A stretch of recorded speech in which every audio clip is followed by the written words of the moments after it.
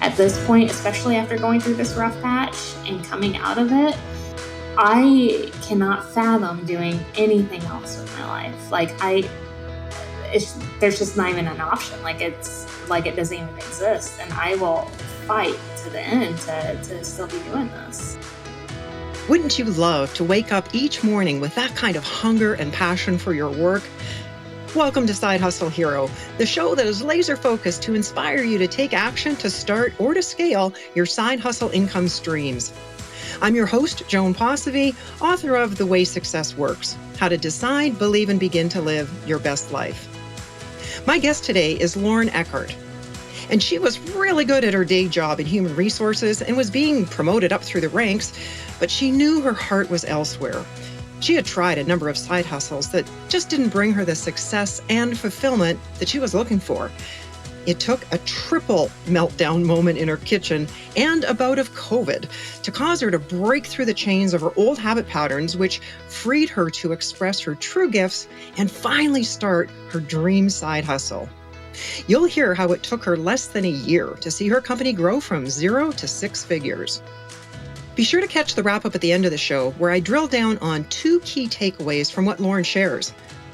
Both have to do with you checking in on the congruence between what you're saying and what you're doing. Aligning those may be just what you need to jump to the level of success that you know you can achieve. Now, here to inspire your side hustle story is my conversation with Lauren Eckhardt, founder of Burning Soul Collective. Before you started your first side hustle, what were you doing for full-time work? Full-time work, I was in the human resources industry for a good chunk of time in a variety of different areas, from healthcare to agricultural. So it was really more about working with people and helping them discover their strengths and align them with a corporate opportunity that really fits, their future goals. And what made you decide to reach out and start a side hustle? I think it was more of the flexibility, the independence, this idea that you could have full reign into making, how much ever money you want to make. Yeah, the way a lot of side hustles are originally marketed, right? It sounds really appealing. Sure. And I've always had that entrepreneurial spirit in me. I mean, ever since I was a little girl, I would always try to earn money through different creative ways, past just lemonade stands. And so it was always in me. I've always had that interest. So it just, it just sounded appealing, especially as we started thinking about having a family someday. What was that first side hustle?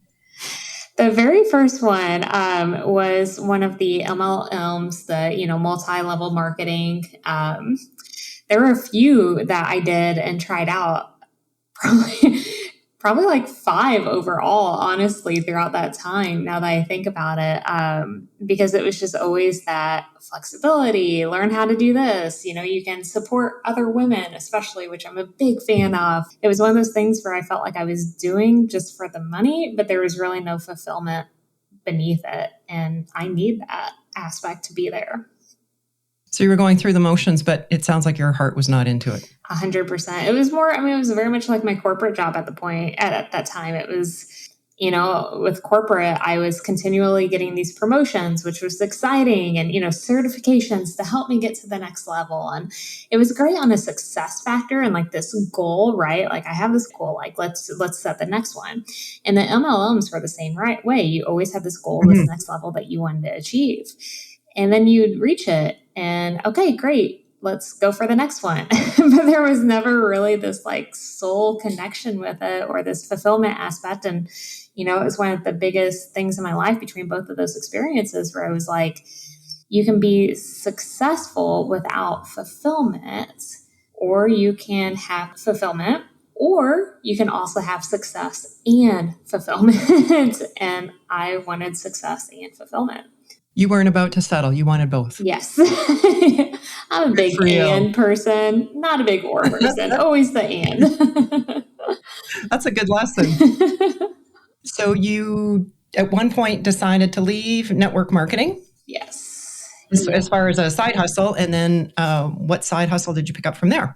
Yeah, so I kind of took my human resources experience and started looking at ways that I could help people, be successful in their corporate jobs. So it was helping them with their resumes, since I was good with that, helping them find jobs, really believe in their ability to, go after something that stretched them a little bit, that was more of their dream job, giving them that encouragement that they could get there. And then somehow that morphed into yet another side hustle. Being my big one. Yes. Yeah. So a little backstory on that to make this make more sense. I've known since I was 6 years old that I wanted to be an author someday. Books, writing. I mean, it's been my entire life. I have a songwriting background, poetry background, like everything's always been, all about writing for me. But then I was always told it wasn't a practical path to take. So that's how I ended up in the human resources. I feel like a lot of creative people are told the same thing that, don't pursue your passions, don't pursue your natural talents, go down a more practical path, which is just mind blowing to think of. That we're steering people away from those things. But don't do what lights you up and makes you want to jump out of bed in the morning. You gotta be more practical than that, Lauren. Such a great way to put it. Yeah, it's crazy. So I've always dabbled in writing. I've always had that on my heart. I mean, even when I was working my corporate job, I was constantly thinking about how I would rather be writing. Like it just felt like this, I feel like any dreams like this, if you don't pursue it, if you're not actively taking steps to reach it, it really becomes this like boulder that sits on your chest and grows and grows and grows and gets to this point of even like where you feel like you're suffocating. And that's what was happening with this writing dream, because here I am like doing all of these things to stay busy, right? Like the certifications, the continual degrees, the next level promotions, the working 40 hours, the side hustles on top of it. I mean, it was just always one thing after another after another. And it left no time then for doing what actually lights me up, like you're saying. And it was, I say a lot of it comes down to the why, right? Like your why has to be big enough and strong enough to really wake you up and get that motivation behind you. Because, it's so funny because we're always told like chase your dreams or do what you want to actually do in this world, but it's not that easy, right? Like it takes a lot. It takes a lot to do those things, a lot of energy, dedication, a lot of practice, discipline. I mean, there's so much that goes into it. And you're changing beliefs, you're changing mindset, habit patterns, societal pressure, depending on how much that's a factor or not. Yes. Yeah. And even your own expectations, which for me was a big one. I've always had really high expectations for myself. And really pursuing those dreams a lot of times can feel very vulnerable, right? Especially if you're putting them out for the whole world to know about, whether or not you achieve them or not. I mean, it's terrifying. Or will I actually? Especially if you look around too, and the people that you're surrounded by, say in your workplace or friends and family, and none of them are doing it. You're thinking, well, I'm asking for too much. Yes, absolutely. Absolutely. And it's, especially when it comes to something that, other people can see, read, which more than likely will be, thinking about people reading them and laughing at you. Maybe you're not as good as you think you. I mean, there's so much, like you said, mindset especially is a big, big one behind it. But so I always thought like having a dream was a strong enough why.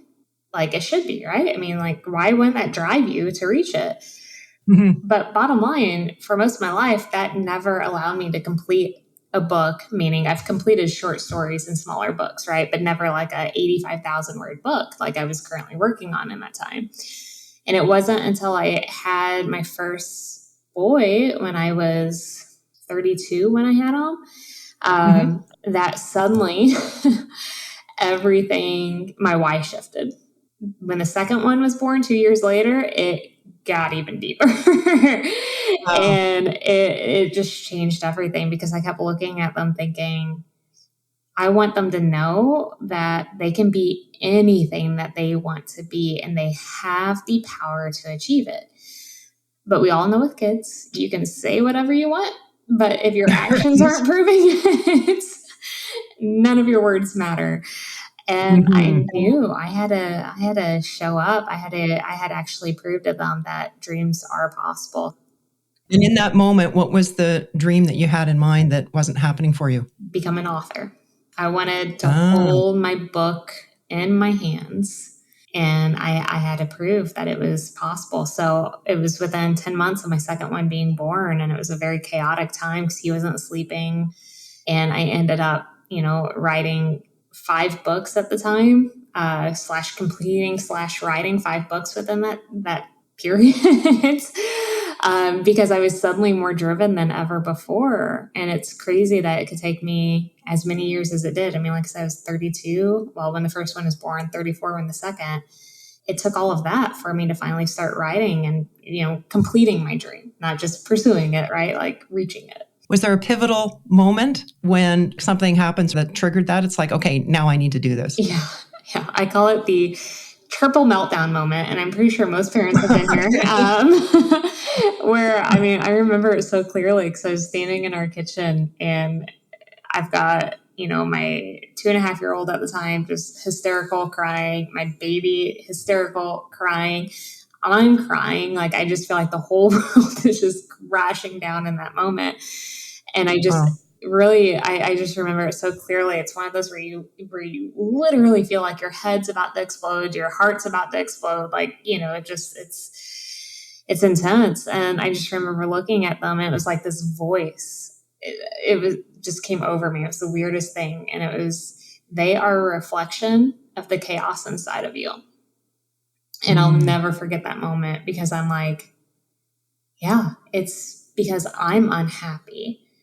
I'm unfulfilled. I'm split in 5 billion different directions because I'm trying to be all of these other roles except what I actually am, who I actually am. And it was this brand new start to a new journey of like really being okay being me, right? That's so powerful. It's been an ongoing journey ever since that one moment, but it was very pivotal. And I knew everything had to change, and it started with me, right? The one thing you can control, right, is within you and everything within you. And it's crazy. It's going to make me emotional thinking about it, even like from that moment to where we are now. I mean, my boys are 4 and 6, and like my 6-year-old, especially, he's so zen. Like he's so chill. He's so emotionally like aware of things too, and in tune with people. And I'm like, yeah, because that's more of what's inside of me now too. Like I can see it in him. I can see it in how we all spend time together now, and total difference from that moment. But it took within me and making that change and that dedication. And look at the impact it's had on them. It's beautiful.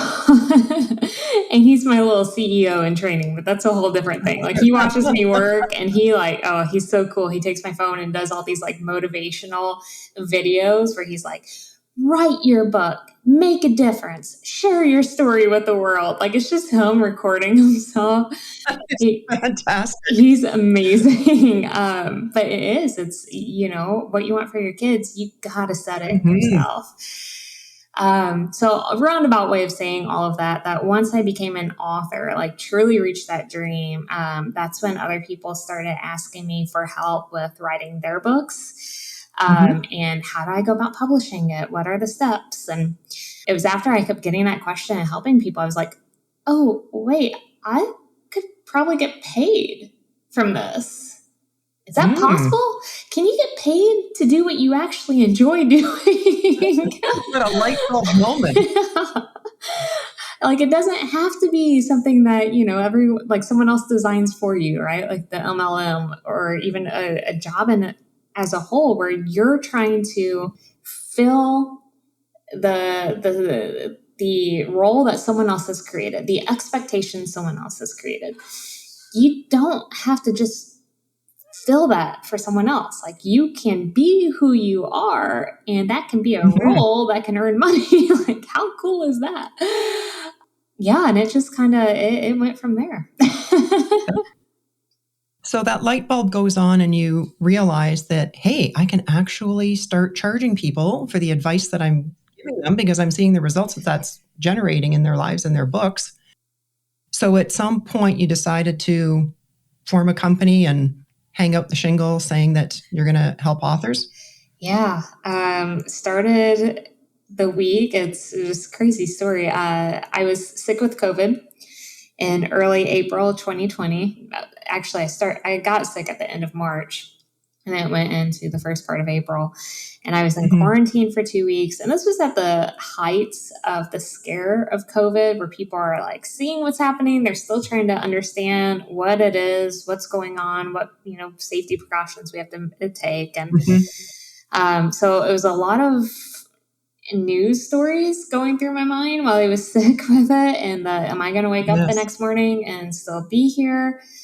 It really, I feel like there can always be a silver lining to every dark cloud, every dark event that happens. And for me, that really allowed me to slow down and think, what's the impact I'm making here in this world? I've been alive for, how old was I at the time? 36 years. What have I done that I'm super proud of? What's the mark that I'm leaving in this world? And it just really caused me to think about what the mark is that I want to leave. What's that imprint, that goes past just kindness or, being there for other people? What else can really kind of prove that I lived in this world for a moment?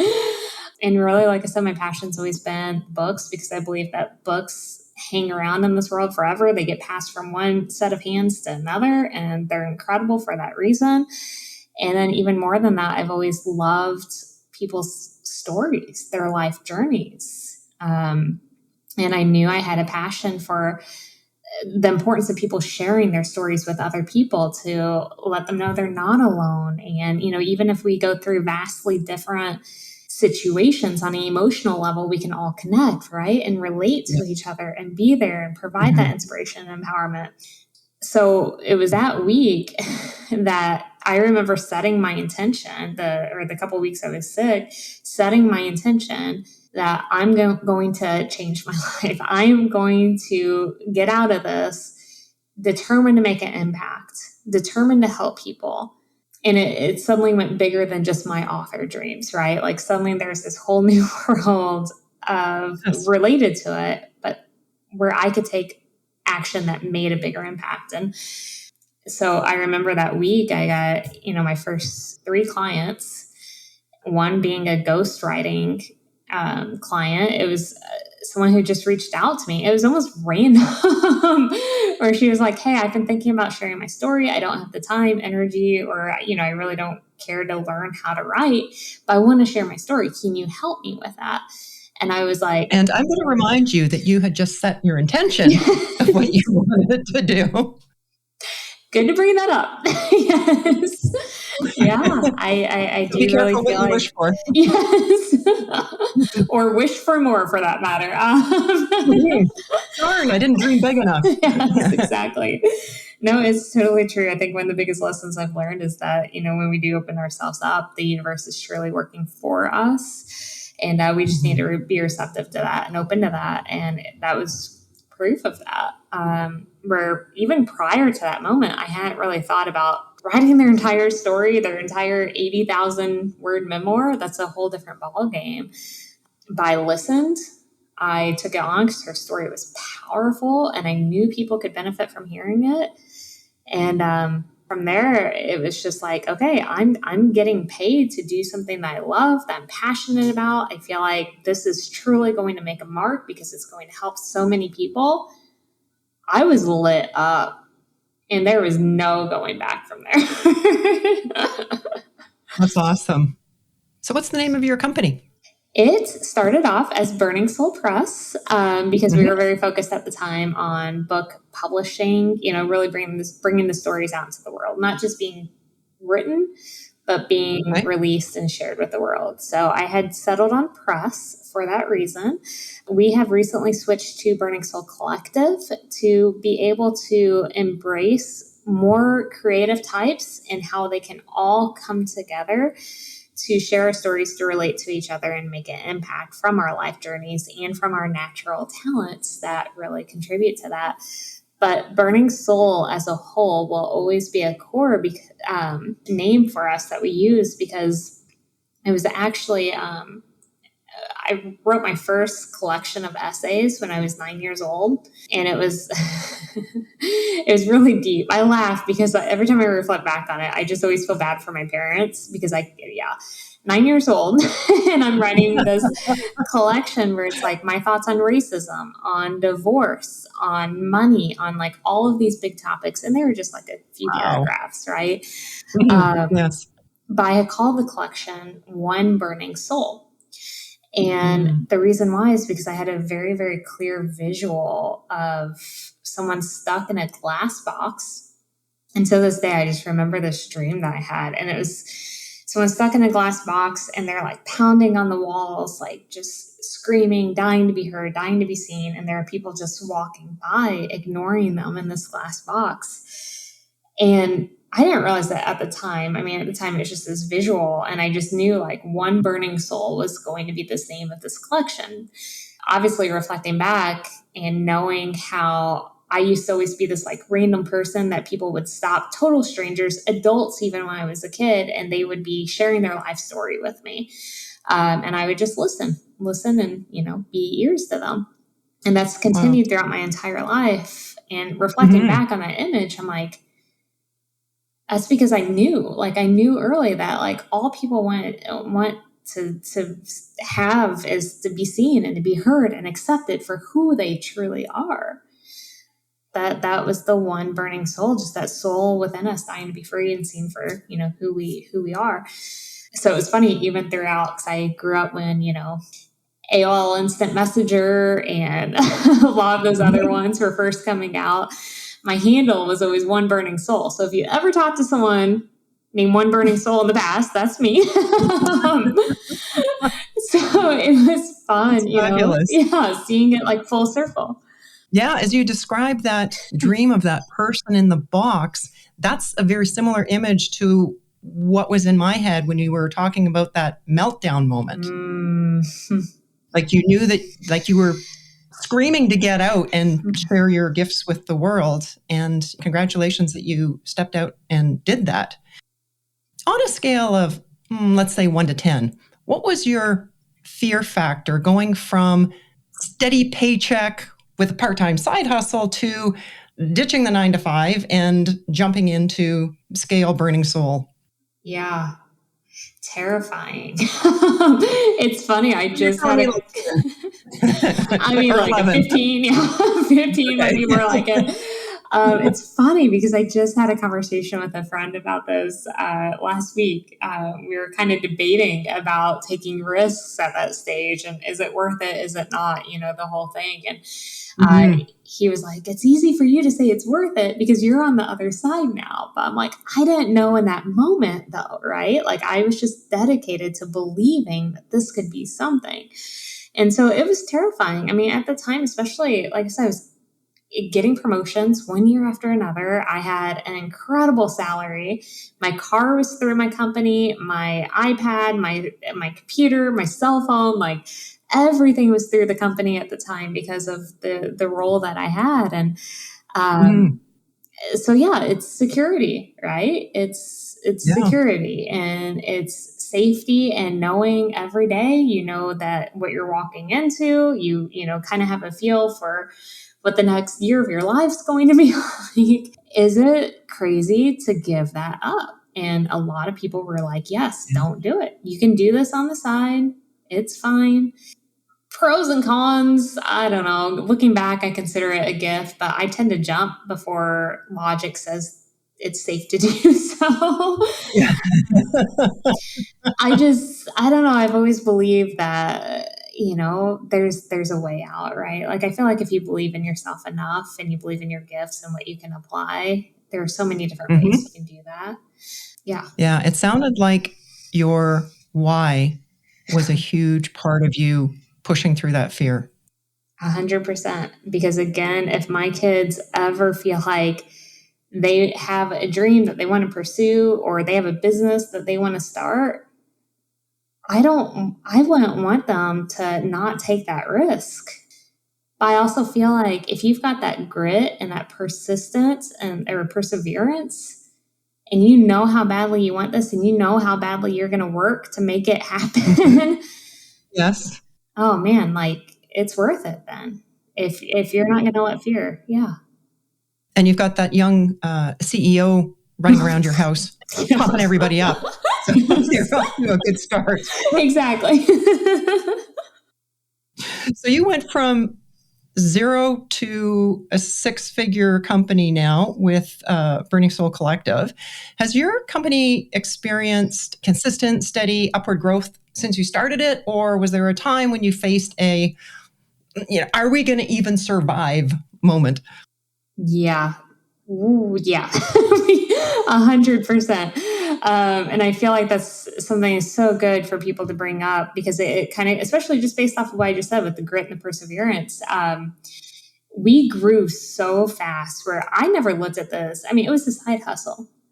I never looked at this in the beginning as this could be a company. But then I had some encouragement to hire my first person because things were picking up. It was getting busy. And the first thing I hired someone for was my social media because social media drains me. And it was my first hire.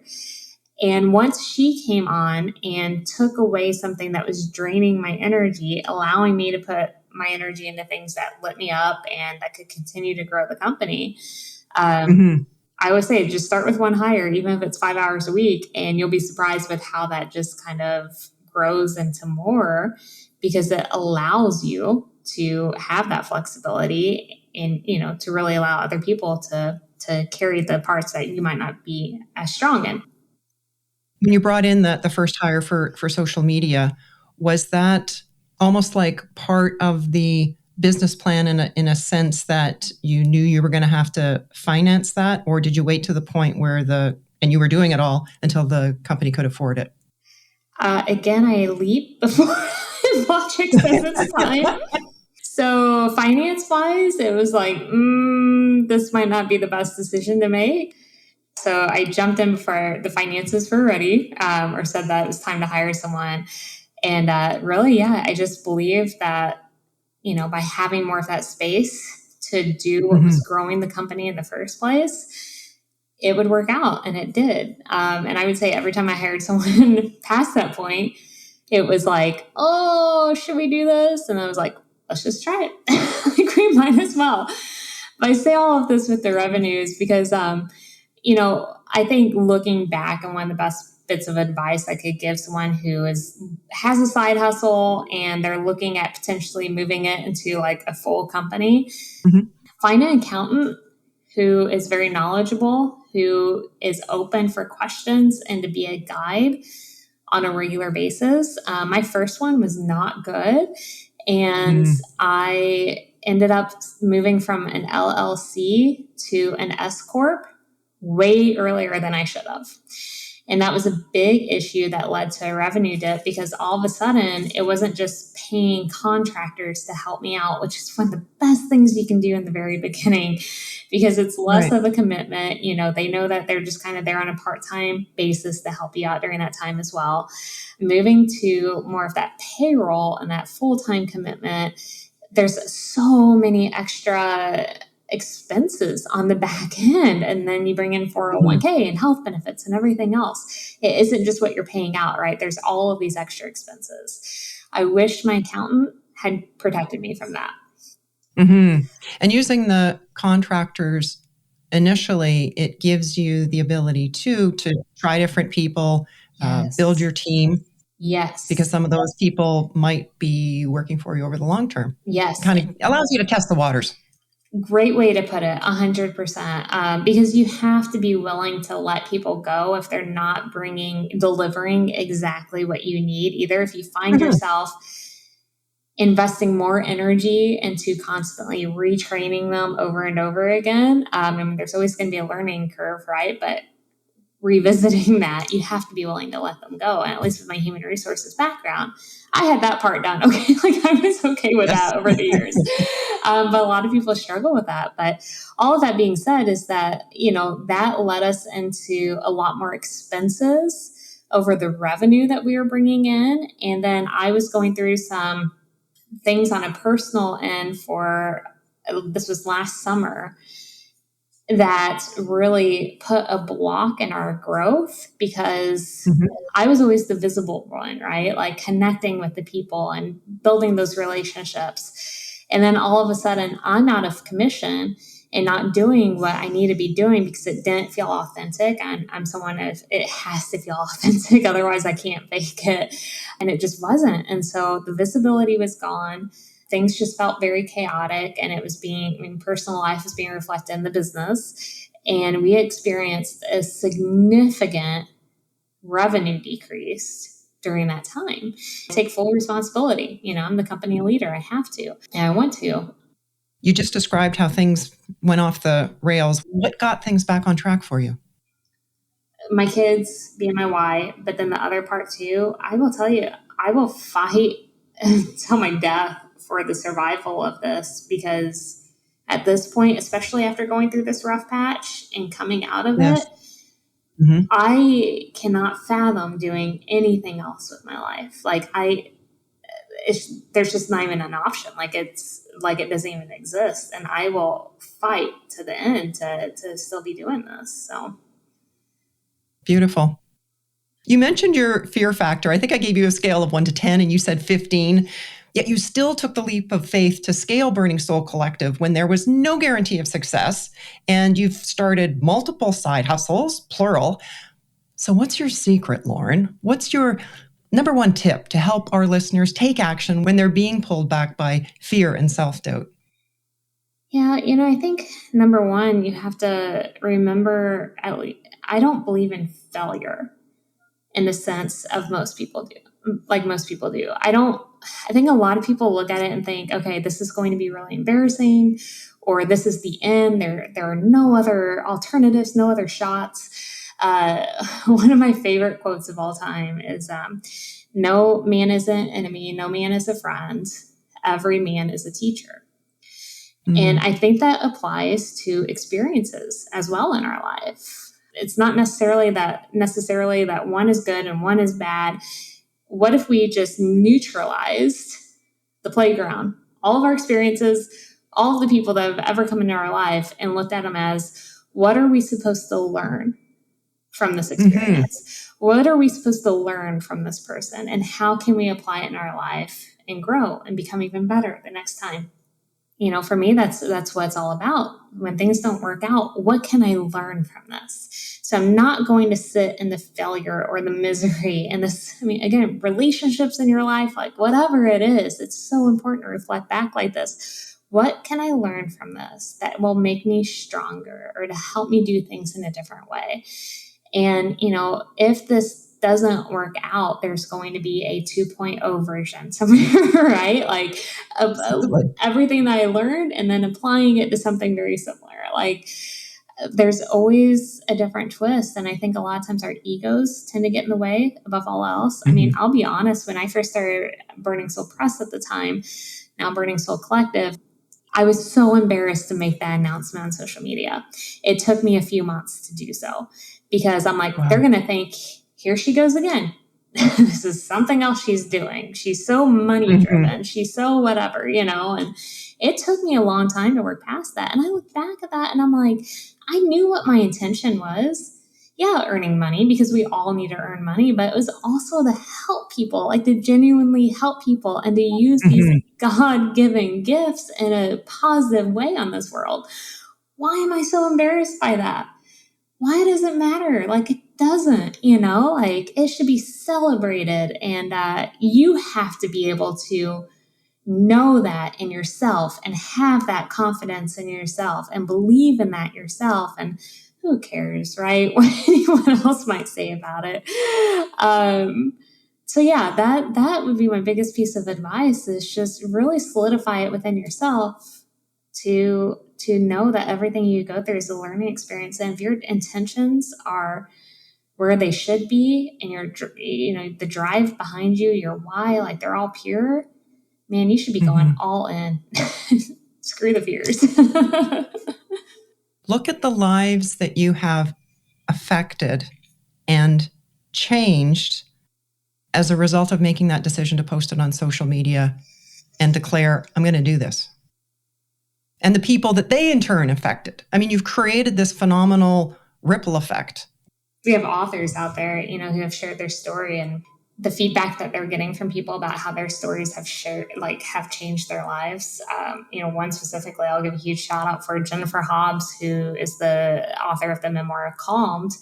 It's about her, really the focus is on post-traumatic growth, but it's of her time in the military and serving, and, some of the things that she saw and how she dealt with it afterwards. And she's been out there just sharing her story with so many people since it's been published. And the amount of stories that we've heard, and the lives she's touching all over the world. And it's amazing with her because she always goes back to, I always wanted to do this. I never thought I could until she took this free workshop that I hosted a couple of years ago.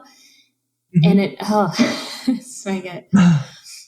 And it's just all of that combination, right? Like if I never hosted the workshop, and if she didn't take it, would she have taken that leap? Who knows, right? Who knows? But that is what she needed in that moment. And it went from there. She signed up for one-on-one coaching with us, and then she went on to publish her book afterwards. And it's just the ripple effect. But it all starts, there's fear there, right? She had overcome her own fears for sharing such a deep personal story with the world. And that's why I think it's so cool. Like, yeah, you might have your own fears, but overcoming those and how that helps inspire other people to overcome their fears, right? Like there's just so much beauty that's happening as a result. It's incredible. Yeah. Yeah. And your heart's full in a way now that could have never happened in your old 9-to-5. Can't even picture what my life would be like right now if all of this didn't take place. There's just no way that level of fulfillment of self-actualization in a lot of ways could have still played out the same way. There's just no way. And that's the thing, when we start the side hustle, regardless of how far we want to take it, we really don't know how incredible life can be as a result of it until we take that leap. Lauren, I wish you and Burning Soul Collective every success, and I thank you so much for sharing your insights, your wisdom, and for being today's side hustle hero. Thank you so much, Joan. It's been a blast talking to you. Before you go, here are 2 key takeaways for you to execute. Number 1, when Lauren was talking about this, she was using her kids as an example, but the lesson is equally true for adults. We need to be walking our talk. She pointed out that we can say what we want, but if our actions aren't proving it, the words don't matter. The way I like to think of it is, what you are speaks so loud I can't hear what you're saying. Actions do speak louder than words. She knew she had to show up for her boys by taking action on what her heart was calling her to do. So she started Burning Soul Press as a side hustle. Can you think of something that you hear yourself saying you're going to do? Not just side hustle or work related, but in any area of your life. I remember one Canadian winter many years ago, I heard myself saying to friends and family that I was going to get back into cross-country skiing, but it didn't happen that season. The following year, I heard myself say the same thing again. I'm going to get back into cross-country skiing, but I didn't go. By season 3, when I heard those same words coming out of my mouth again, I realized it had become just a story that I was telling myself. So it was decision time. I knew I needed to pick up the damn skis or dump the story. Stop talking about it. I actually did dig out the skis and go, and it was great fun. But the point is, listen to what you're saying about your side hustle. Has it turned into a story? Or are you really going to start? Or to scale it, as the case may be. If so, when?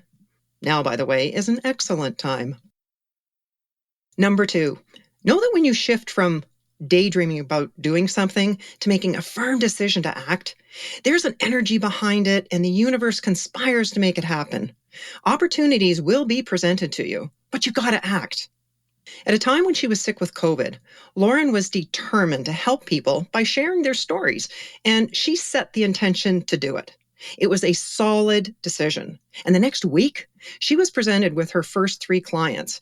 Now, she could have said, I'm not quite ready yet. But fortunately for her, her boys, and her clients, she said yes. And now she's getting paid for work that she loves to do. You can connect with Lauren through her website, burningsoulcollective.com, or on Facebook and Instagram at Burning Soul Collective. Well, that's a wrap for today. You'll find the links we mentioned and the show notes on our website, sidehustleheropodcast.com. And I'd love to hear your feedback on the show, on the guests, how this podcast is helping you. What areas could we do better? Shoot me an email message to hello@joanposivy.com or by DM on Instagram @JoanPosivy. Thanks for listening, and hustle on.